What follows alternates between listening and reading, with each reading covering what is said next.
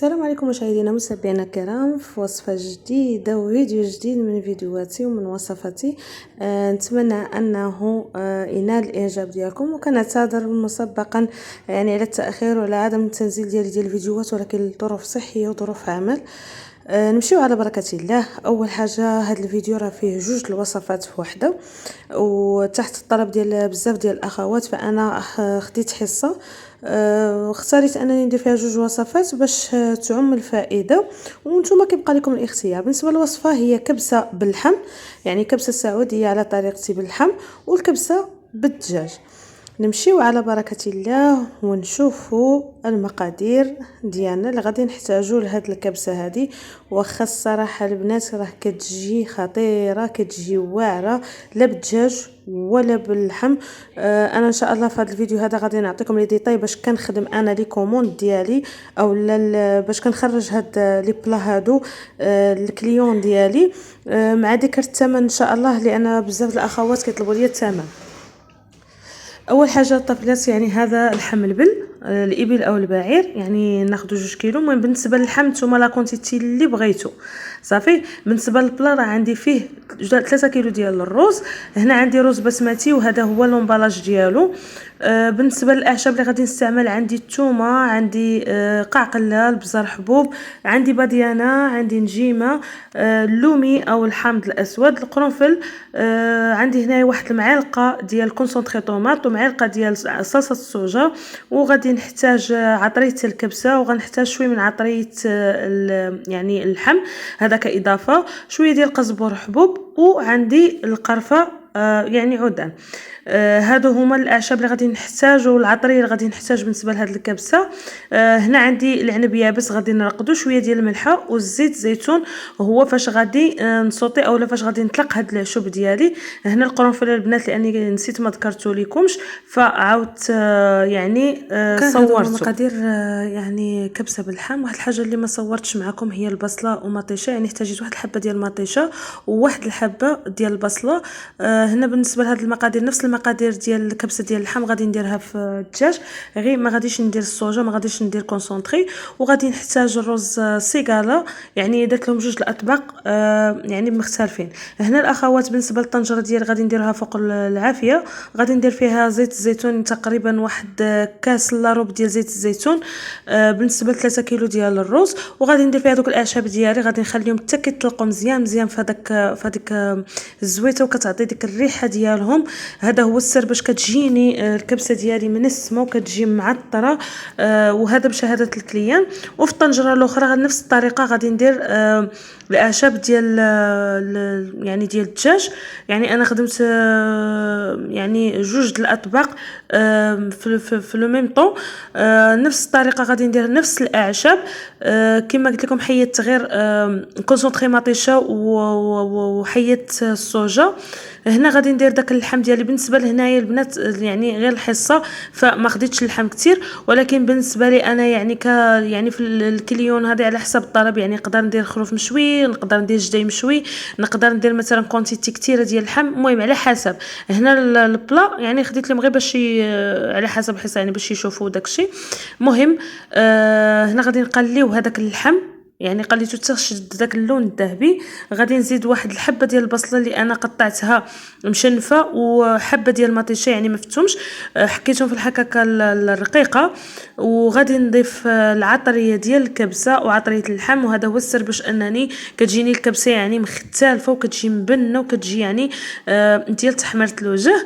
غادي ندير الكونسونطري طوماط، وغادي ندير الصوجا ديالي، وغادي نقلي هذا اللحم يعني نقلبو مزيان حتى كيشد لي داك اللون الذهبي. يعني باش نقول لكم انا الاسرار باش كنصاوب الكبسه ديالي. صافي غادي نقلبهم مزيان مزيان. من بعد غادي نروي عليه بالمرقه، يعني الماء خص يكون الماء الكافي باش غادي طيب ليها. بالنسبه لهاد اللحم البنات ديال البعير راه ما كيحتاجش نهائيا وقت كثير ديال الطياب او لا الماء كثير باش يطيب ليا، لان دغيا كيطيب العكس ديال لحم الجمل. هنا غادي نروي القياس ديالي اللي غادي يطيب ليا فيه اللحم، واللي غادي نخلي بالنسبه للرز. بالنسبه للطنجره ديال الدجاج انا حطيت نفس الطريقه، حتى حطيت الدجاجات هكا مشدودين يعني ما قطعتهم ما والو، وانتم يبقى لكم الاختيار.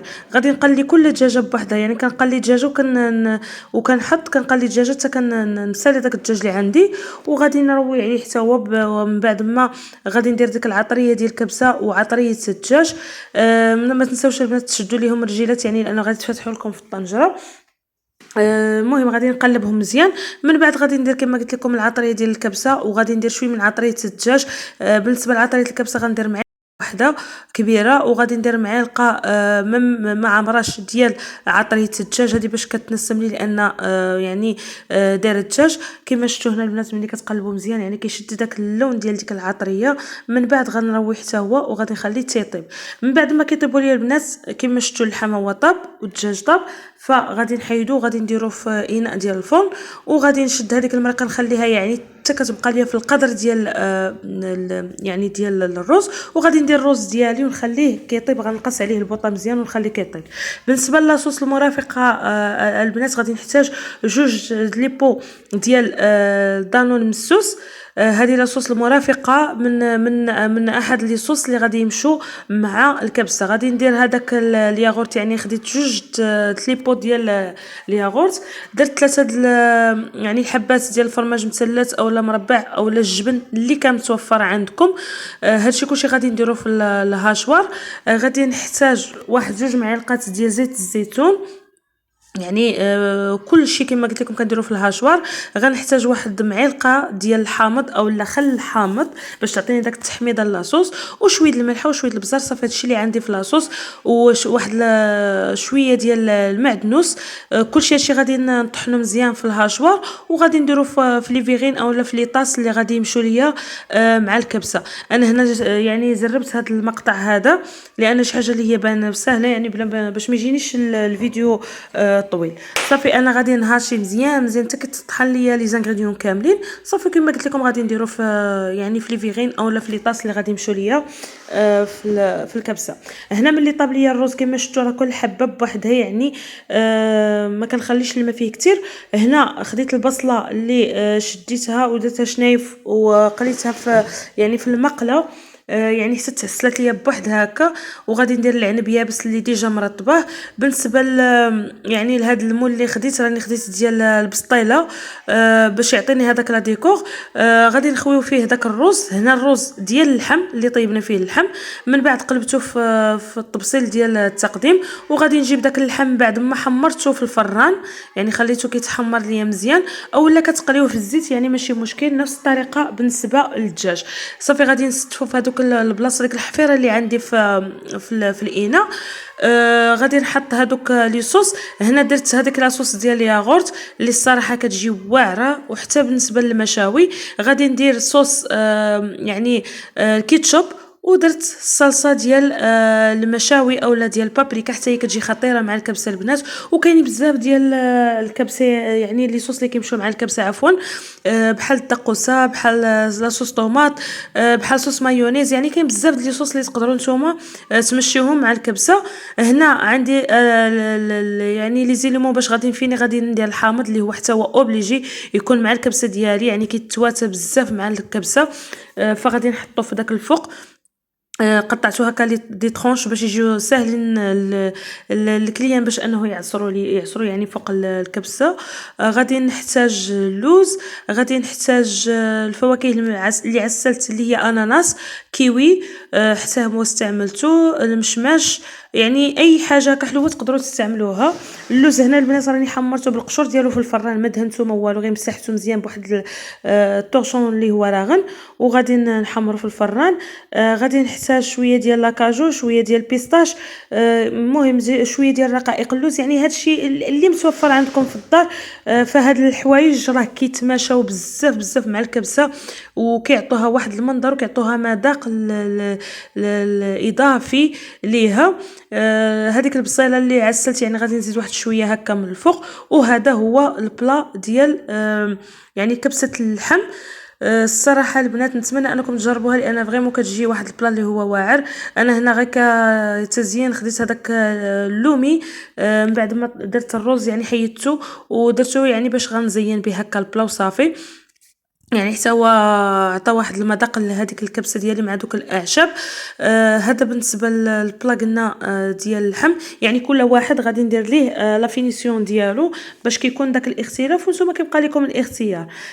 بالنسبه لحاجه اخرى البنات، هذيك المريقه اللي عندي راه ما كنخليهاش كثيره. يعني بحال دابا مثلا دايره انا مثلا دايره 3 زلاف ديال الرز، فخاص يكون الماء دبل عليهم وصافي. يعني المريقه خاصها تكون خاسره حتى ملي تشوفوا المريقه تمصت فكتنقصوا البوطه بزاف بزاف، كتنقصوا العافيه بزاف، وكديروا السلوفان كتسدوا به هذيك الطنجره اللي نتوما كطيبوا فيها وغطيوها وخليه كيطيب غير في هذاك البخار ديالو بلا ما تحتاجوا انكم تزيدوا الماء. هنا الكبسه ديال الدجاج البنات كما شفتوا راه كل الرز كل حبه كتجيب بوحدها، وهذا درتو بالرز ديال السيغالا. يعني حطيته في البلا هكا ديال العراضات. غادي نبلاصي هذاك الدجاج من الفوق. الدجاج بيان سور حتى هو راه ما دهنتو حتى حاجه، يعني دخلته للفران راه كيجي طيب واعر. وغادي ندير عليه العنب يابس، غادي ندير اللوز، شويه ديال البيستاش هكا والاكاجو، المهم اللي متوفر عندي. غادي ندير ديك البصيله اللي انا ديجا وجدتها. بالنسبه للبصيله راني درت غير شي شويه ديال الزيت في المقيله وقطعت البصيله شنيفات فتحتهم صافي، بديت نطيب فيهم هكا حتى كتعسل ليا مزيان، وهي كتعطي واحد المذاق مختلف للكبسه. شويه ديال الزنجلان كحل وهذا اضافي، طرونشيات ديال الحامض. المهم هادشي غير فينيسيون. وحتى هي غادي ندير فيها لاصوص. يعني اختاروا نتوما اي صوص بغيتو، لا اي صوص متوفره. درتها يعني حتى هي في البلا.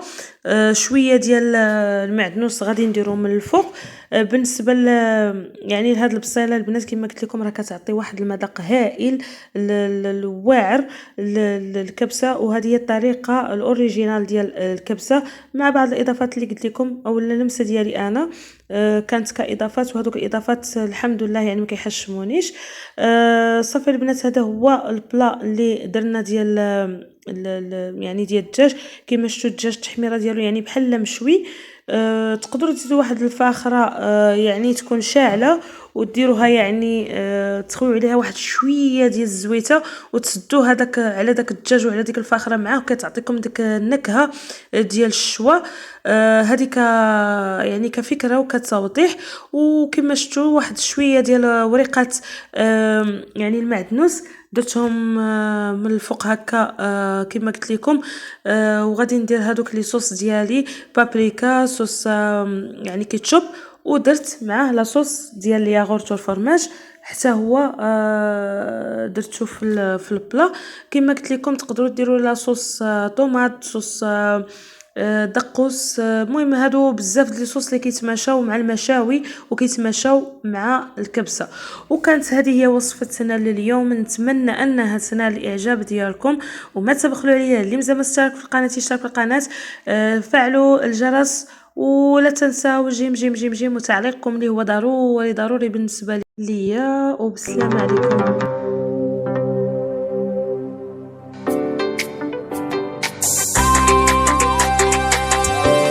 مبروك عليه انه نبقى مولانا وعطاه التأييد، وعلى الامينه متدى والرمام ذوك السويد. مبروك عليه انه نبقى مولانا وعطاه التأييد، وعلى الامينه متدى والرمام ذوك السويد.